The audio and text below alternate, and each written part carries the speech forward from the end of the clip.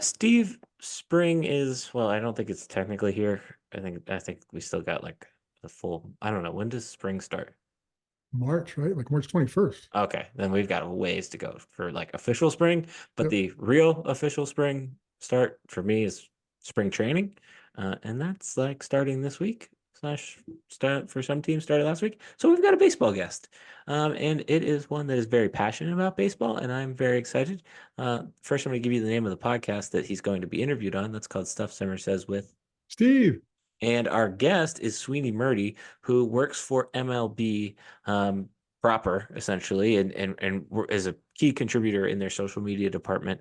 Um, Transitioned into that role last season after spending essentially like almost 25 years covering the Yankees for WFAN.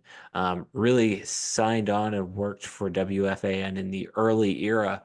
Um, back when it really boomed. So we touch on the history of that. We touch on, what it's like covering the Yankees and kind of working in the New York media market. And then we also talk some Penn State because he's a very proud Penn Stater as well. So thank you to Sweeney for joining us. Take a listen to that, and we'll be back after this. We are joined. Spring is essentially here. It's not necessarily fully here, but I at least I know pitchers and catchers are starting to report this week and later into next week. And we are joined by a baseball guest, Sweeny Murti of the MLB. He's a senior contributor at the MLB and has really been around baseball 20, almost 25 years, and has worked at WFAN. Sweeny, how are you? I'm wonderful, Darian. How are you? I'm great. I'm great. Um, let's dive right in because I've got a lot of baseball related slash New York media related questions. I Okay, think would be a good way let's to go. do it. But for those who maybe don't know you, could you walk us through kind of your career journey? Primarily with WFAN and then over into the MLB world. Yeah, well, I'm a Pennsylvania kid, born and raised, in the Harrisburg area, Middletown, Pennsylvania. Um, Middletown has a student radio station that you can join as early as seventh grade, which I did. Oh, It's wow. still operational and running, and pretty much a full service radio station. Play music during the day, broadcast different events, including sports, which is how I kind of got started. And seventh, eighth grade. I started to really focus in on broadcasting sports, high school football and basketball at WMSS in Middletown, and um, and that eventually led me up to Penn State, where I majored in communications. Um, Junior year, after my junior year, I got an internship at WFAN Sports Radio in New York. It was about 4 years old at the time. I knew very little about it actually, except that it was just all sports. Um, but radio and sports is exactly what I wanted to do. And so I was fortunate to get that internship. It kickstarted everything good in my life after that, too. I got offered a job back about a year after I graduated. So early in 1993, March of 1993, I moved to New York and started a job as the overnight producer at WFAM. Worked my way up the ranks through different things. And 8 years later, I started covering the New York Yankees. And I did that job for 22 years for WFAN. A year ago, I started at Major League Baseball, moving over to kind of an editorial role in their social media department. And it also allows me to contribute in other ways. I've written a few articles for MLB.com, continue to make appearances in MLB Network as warrants for different things. And so I used to joke, Darian, that people would call me a baseball guy. I said, no, I'm a radio guy, because if my radio station decided tomorrow that they wanted to play country music instead of sports, well, I'd be in country music. Well, now I'm working for baseball. I'm working for Major League Baseball. So I guess I'm a baseball guy after all. All of a sudden, I'll be starting my second season there when opening day rolls around, March 28th. It'll be here before you know it. Yeah, no, that's a good point. With WFAN, I mean that is the flagship sports radio station. I feel like really not just like in New York, but really in the country. And obviously you signed on relatively early there. What were those early days like of kind of figuring out what WFAN was going to be, and what was that process like for you in your career? Yeah, well, what was great is that back then, this is all before we had internet and smartphones, and you had to turn on the radio to get news instantly. And that's what we were at WFAN. We were the place everybody turned to find out what was happening right away. This is where you learned about the news, not scrolling on your phone. You turned on the radio to hear what was going on. Then you turned out to find out what people were saying about it. It was a really an immersive listening experience for news and information and opinions and everything. Um, and it still can be. It's just that we consume things a lot differently now. So I mean, I just, I told you I started to kind of fall in love with radio early on in my life, and um, that's what led me down the road. Sports radio didn't really exist until WFAN started. Sports radio used to be a 2 hour call-in show or a 1 hour call-in show at night after everything else was on the radio station. And at night, maybe 6 or 7 o'clock at night, they'd have a 1 or 2 hour call-in show leading into the nighttime programming, a game broadcast or some other, or back to music programming or something else. WFAN in 1987, they, took the big jump and said, 24 hours, we're going to do sports. And it was experimental. It was hard in the beginning. By the time I jumped on board, they had already become very successful. Imus in the Morning was a popular morning show that ended up being syndicated all over the country, and that's the one show that kind of branched out from sports. It wasn't really about sports. And Mike and the Mad Dog became if you don't know who they are, there's a 30 for 30 on ESPN that tells you basically their story and kind of the story of the radio station and basically the story of sports radio, both in New York and around the country, and how it grew. Mike and the Mad Dog were wildly popular by the time I got there in the summer of 1991. I came back in the spring of 1993, and it was just great to be a part of something that big and something that felt that important, because it wasn't just the fans that were involved and listening. The people who were in sports, the managers, the general managers, the athletes themselves, all knew what was happening on WFAN, what people were saying about them. It took on a new meaning. It used to be athletes would pick up the paper to find out what people were saying about them, and it was really just what was written about them. Now you turn on the radio, you hear the news, but you also hear all the fans calling in and telling you either how great you are or how terrible you are. And it was a new experience, I think, for the athlete, and a transition period in what we're, now an athlete can scroll on his phone and see what people are saying about him. There's still a little bit of anonymity to that. You hear somebody's name and where they're calling from and their voice telling you that you stink or that you lost the game last night. It's a little bit of a different, it hits differently. And I think it revved up a lot of things about the pressure of New York. It was no longer just about the power of the pen and the power of the back page of the New York City tabloids. There were real voices coming out of the air and telling you what they thought about your performance. And it definitely ended up being impactful around the country, because sports radio stations popped up all over the country after that. And everything you basically get now, whether it's all your sports podcasts or if you're watching some of the like the Get Up and all those shows on ESPN, things like that, Stephen A, all those things are all just offshoots of where WFAN took sports and sports media in the late 80s and early 90s. You hit on it there briefly, and that was one of the things I wanted to bring up with you, was the power of New York and the New York media market. Just how intense is it for somebody that works in that media market? Is it intense as kind of we, the consumer, are led to believe? Well, there's pressure to do your job and because there's a lot of interest in who you're talking about, right? Like I covered the New York Yankees for over 20 years. There are a lot of Yankee fans, and they're a big story, not just in New York, but around the country as well. Your professional sports teams have a lot of interest from a lot of fans in the area, and New York is obviously densely populated, and a large group of people who have interest in what those sports teams are doing. So there's pressure to perform, even for the media, right? You got to bring the stories, you got to bring the opinions, you've got to bring it all with accuracy. and make it interesting for people to hear.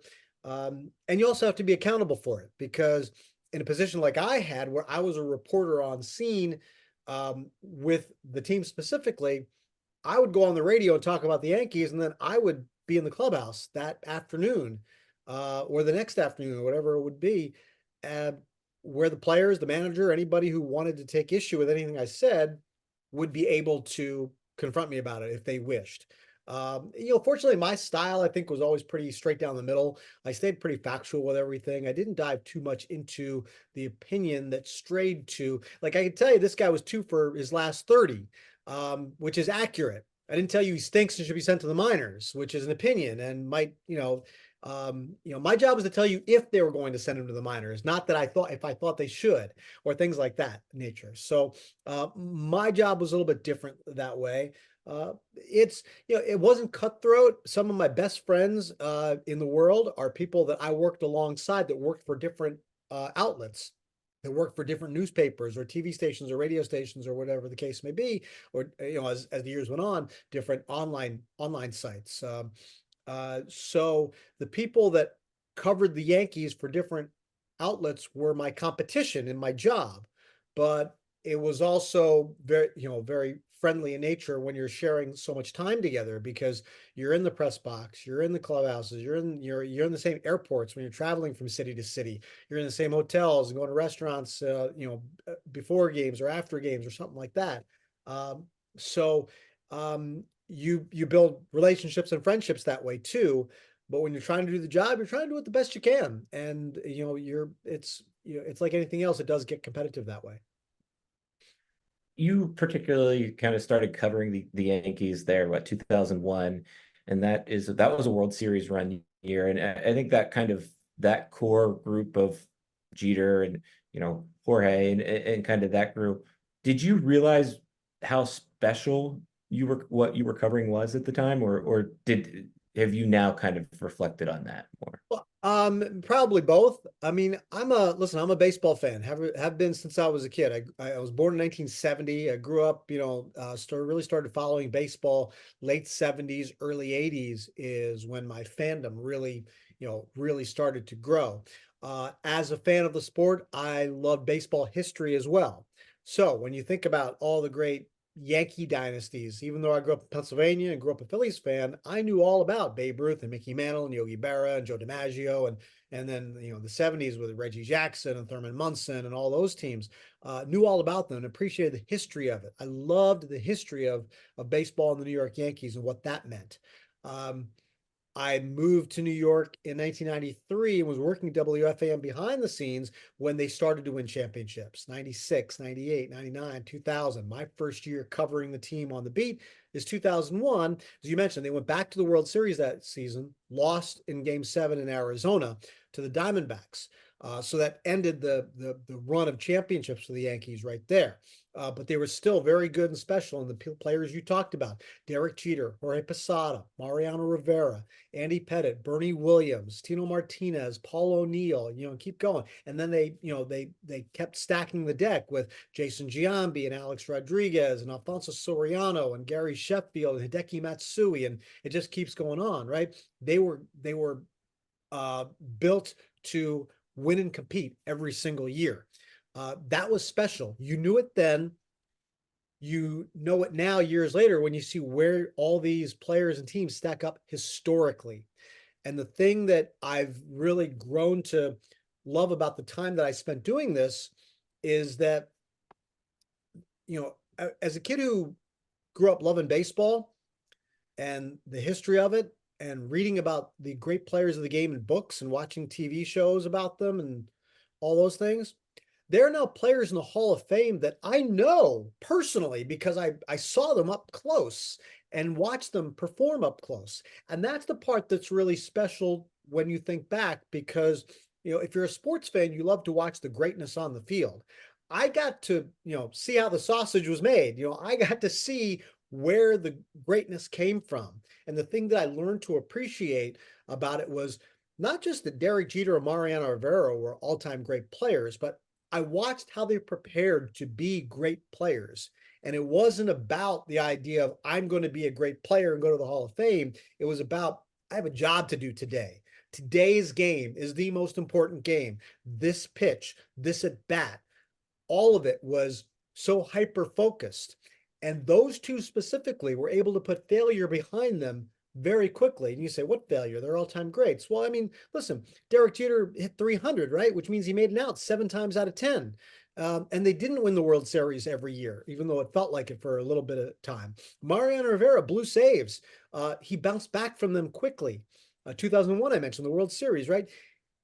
Putting that stuff behind you, you can go through, if you're a fan of sports, you can go through lots of teams that didn't win and watch where those players, how it affected them and maybe where it took them after that.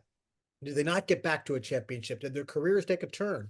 I saw some of the greatest players in the history of baseball not come up big, strike out, lose a game, do whatever it was, make an error.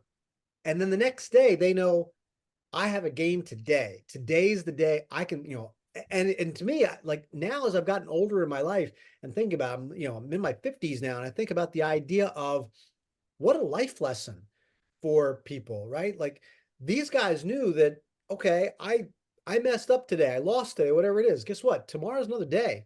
I have a game tomorrow. I have a game today, which is why today's a bad. I mean, think anything in our lives, Darian, honestly, you have a bad day. Okay, you can linger on it, but there's more ahead of you. You have other things to do. There's another day at work. There's another day with your family. There's another day, whatever it's going to be. You have all these things in front of you, and those are the things that I learned to that I knew it as I was watching it. I learned to appreciate it more as I've gotten older, and the idea that I didn't just watch greatness. I watched how greatness came out, how it was made, and how they focused on what they were doing and how it drove them.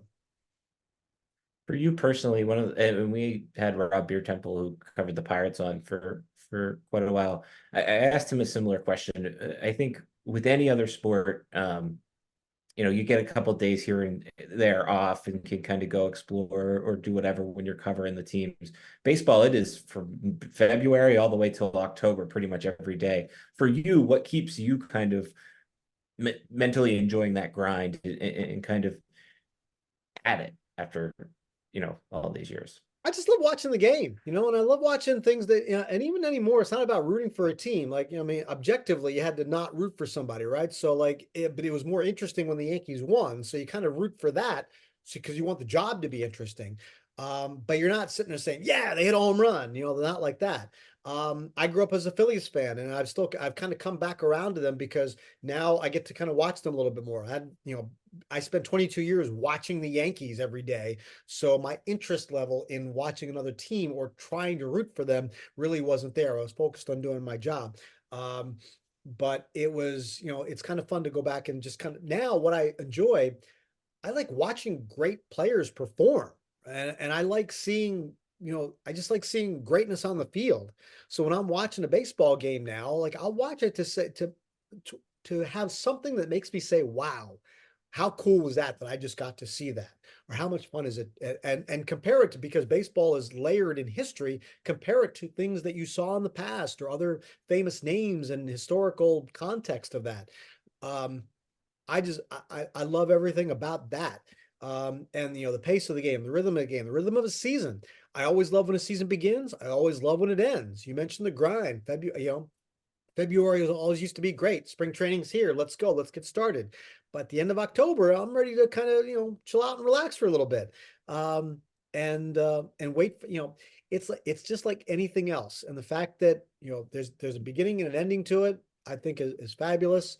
It's funny, like, my wife's a teacher and I know a lot of teachers. And, I have young kids, like, they don't love the start of the school year. They love the end of the school year, all of them, right? And most people aren't any different, but I love the beginning of a baseball season. I love the end of a baseball season, and everything in between is kind of cool. That's great. That's great. How has the transition into your new role, gone from kind of shifting from not necessarily beat reporter, but essentially a beat reporter into kind of a more broad broader role. How's that gone for you? Yeah, I mean, I covered a beat for 22 years, and I was on the air every day, and now I'm not. So I'm not out front anymore. Um, it was a hard transition. It was it's been a year. So basically, I was moving to out of the daily radio and seeing what was available to me, and because I've worked covering baseball, I got to know a lot of people in baseball and at the league office. And there was a role opening up. There was some transition in the social media department at Major League Baseball.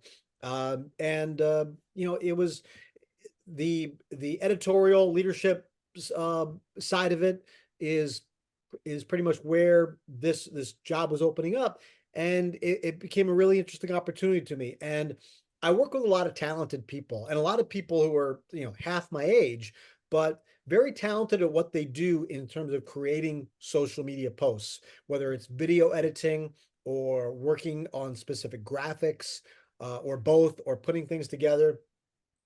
Really very creative people. I'm kind of past that in what I do. I used to, when I used to do stuff in radio, I could take a razor blade and cut audio tape. But that's really, uh, obviously that's all outdated. But um, my role with them isn't to create and get my hands dirty. It's kind of oversee and say and look at the project and say, hey, let's try this, let's try that, let's focus on this particular statistic or this particular player, and make sure everything looks good, right? And making sure creatively it looks good, making sure stylistically it looks good, and working on storylines, making sure we're being accurate, we're being fair, and everything looks good when it comes out. One of the cool things I'm working on right now is, again, because of my love for the history of the game, I've gotten to look at last fall, Hispanic Heritage Month, and for February, Black History Month in baseball, and all the social media posts that go out on MLB's Twitter, Instagram, Facebook, uh, all the posts that go out on there that deal with those specifically, I've had a hand in creating and shaping the everything that comes out about it, making sure everything's accurate, and making sure we're hitting the right notes and the right storylines, and that's I think one of the things I really enjoy about doing this part is that I told you that when I was a kid, I learned about baseball history, right? I learned that by watching shows and reading books and magazines. Well, nobody's really reading books and magazines about baseball history anymore. So like, how do you fix that, right? Well, they're carrying a phone, right? And you're scrolling social media. We can make that baseball history, make that where you learn about it. And that's kind of one of the things that I've really wanted to do over the course of this last year, and more so as I start my second year here, is teach people the history of the game, and understanding also that history of the game means something different to different people. Like if you're 15 years old, the day that you and I are taping this, it's funny because it popped up. It's 10 years ago to the day that Derek Jeter announced it was going to be his last season. So like the 2014 season was his last. Well, if you're a 15-year-old Yankee fan, what possible memories do you really have of Derek Jeter playing baseball, right? Like very not many. Even as a 20-year-old, his greatest years are kind of in your young childhood, where maybe you don't really remember a whole lot about it. So the idea of taking something from 10 years ago, 5 years ago, 10 years ago, 15 years ago, that, to me doesn't feel like that long ago because I lived through it. It's history to a 15-year-old, a 20-year-old. And if you are the people who are, consuming social media and consuming MLB social media, I think we have a responsibility and to tell the history of the game, not just tell you how great today's game is, which it is, and sell the players today and make you interested in that, but also tell you that baseball has a rich history, and it's something that you should learn because it's all layered in context of the game. And so that's one of the things that I've really taken interest um, in my almost 12 months there, and starting my second year at MLB. We hear this idea, and I think this will lend well with what you're getting at there, but we hear this idea of particularly with younger generations, even my generation, that baseball is dying or it's stale, it's getting old. How do you keep it alive? I think with your new position, and what types of things besides history are you doing to kind of help the game continue to grow? The vice president in my department, who just started last season, he put it beautifully. He said, like, our job in running MLB social media is to make fans fall in love with baseball. And how do you do that? Well, you show them all the great things about it, And I think, and last year was terrific because last season, I know there was some pushback because anytime you introduce change in anything, you get a lot of, oh, why are they changing this? Um, from an older generation, mostly. Um, Baseball introduced some rules changes last year that really had an impact and a good one on the game and how it's played and how it looks. It's all about pace, and I know there was some pushback initially from older fans, but if you looked at what impact it had on the product on the field last season, it really was tremendous. The game just moved better, and there were, you're allowing the athletes to just have a little bit more influence in the game and with their skill.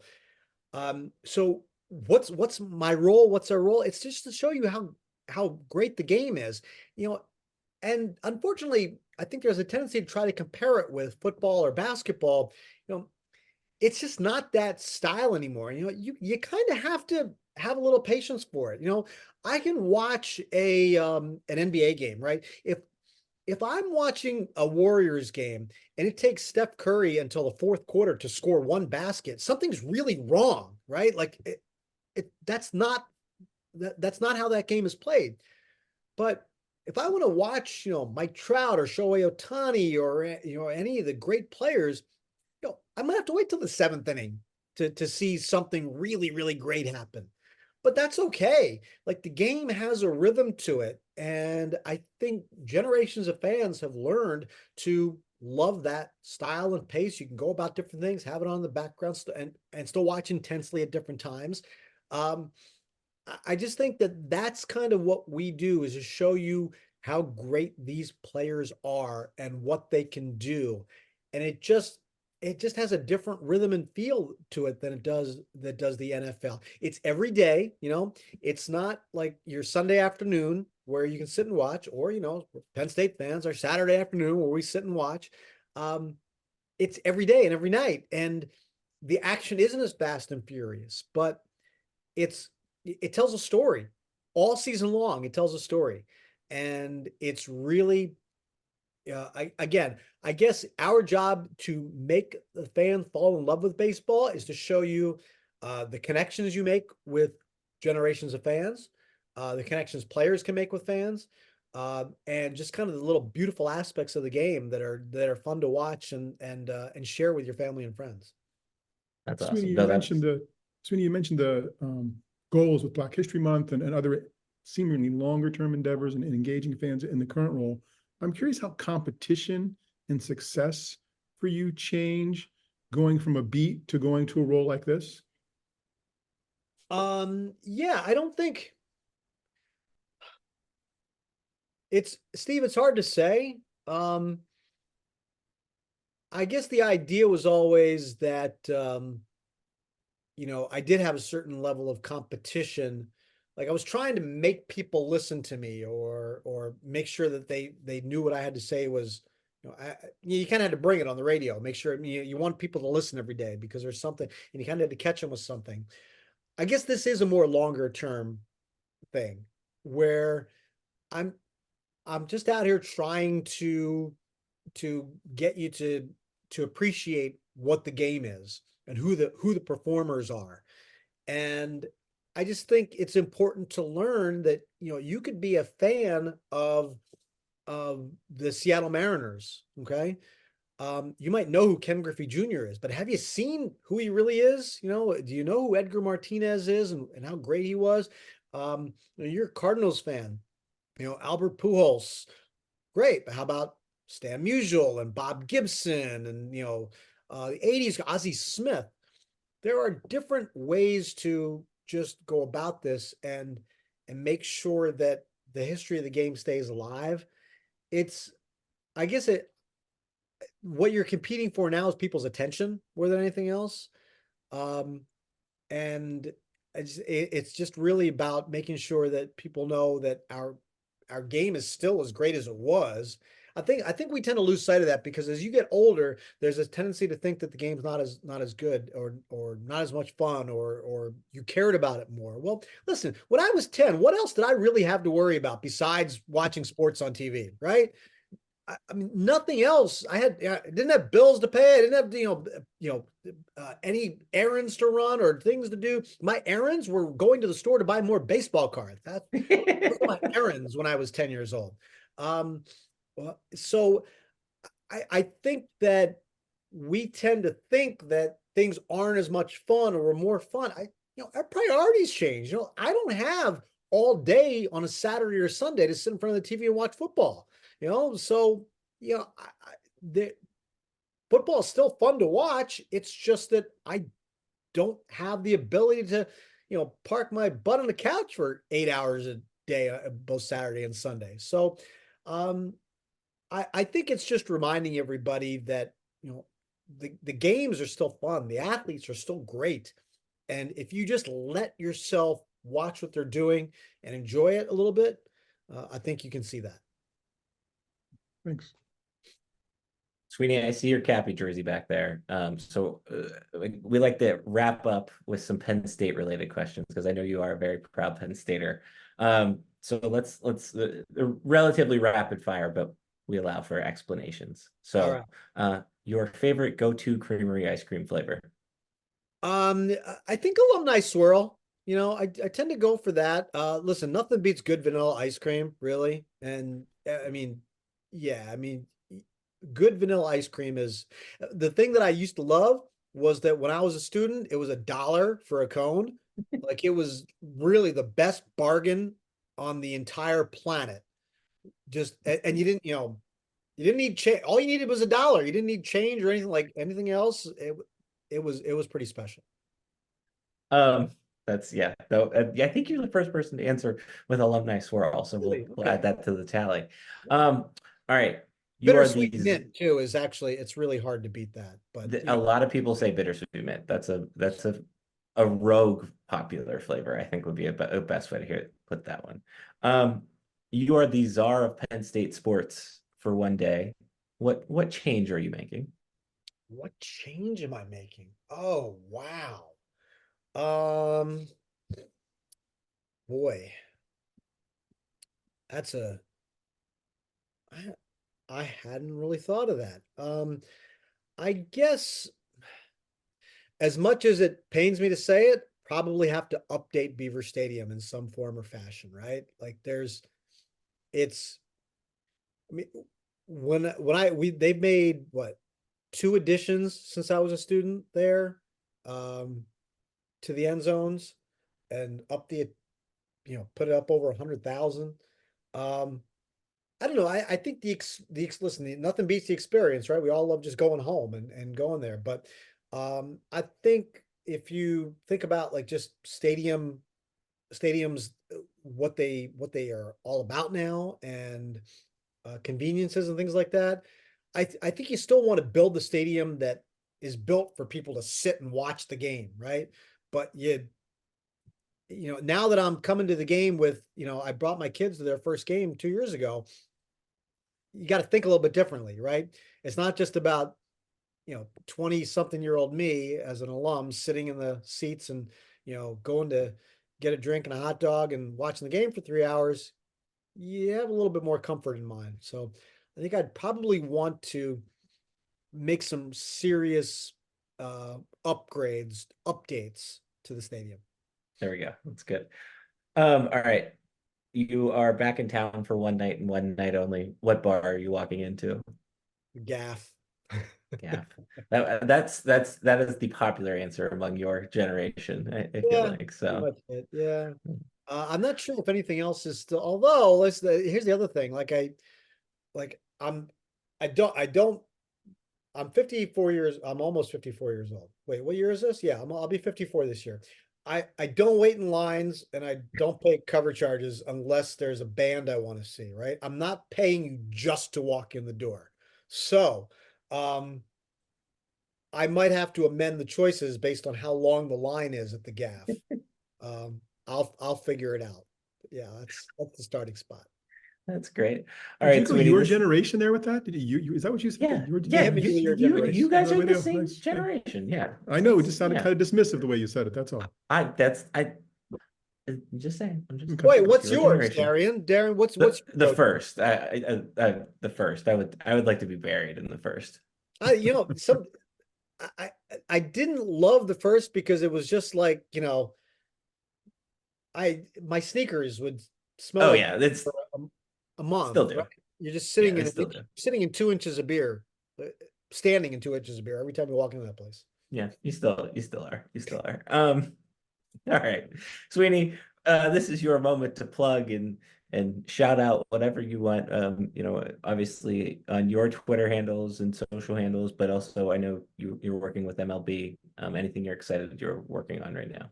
Yeah, I just listen, just follow MLB on all your platforms. And MLB Vault is one of our side accounts, which that is where we kind of lean into some of the more historical stuff.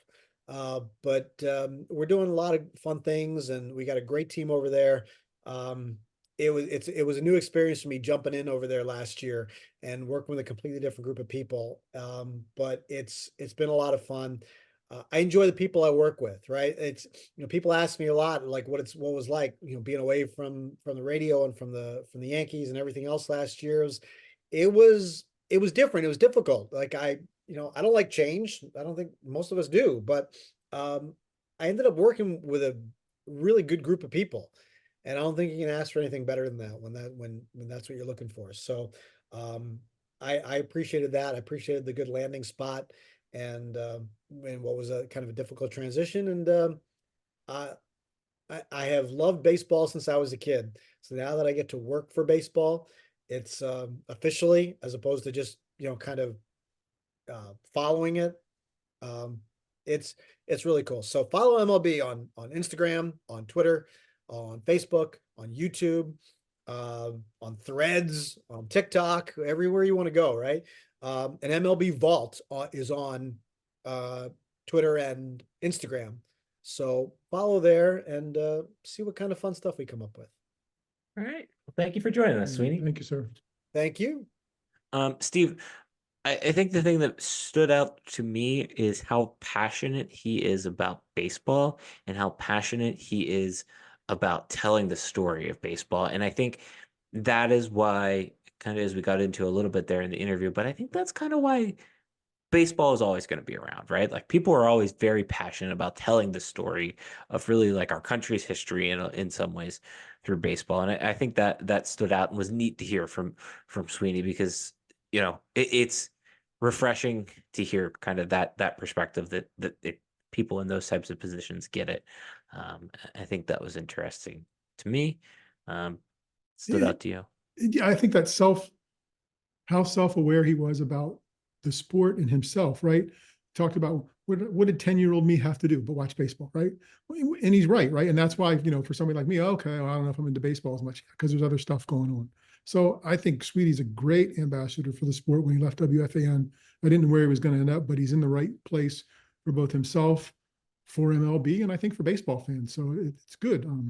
The only thing I'm sorry we didn't get to, and I wanted to bring it up, but it would have been pandering, is I wanted to see about swapping Mike Mussina stories with him, but we didn't go there. I wanted to see what it was like to cover Mike Mussina and tell him that I got a hit off of Mike Mussina, but we'll save that for some other time. Wait a second. You got a hit off of Mike Mussina? Okay, it was an infield bunt single in Little League, but yes. Well, you never told me that. I guess this makes sense. I mean, you guys are relatively the same age. And All-star game, right? Like we're playing a local all-star thing. And he's Mike Mussina, who had beaten us in Pop Warner football as both a quarterback and a kicker and defensive back, right? Like he's the best kid in the county, right? And we're playing him in baseball and we're not getting our asses kicked, but we're not hitting the ball.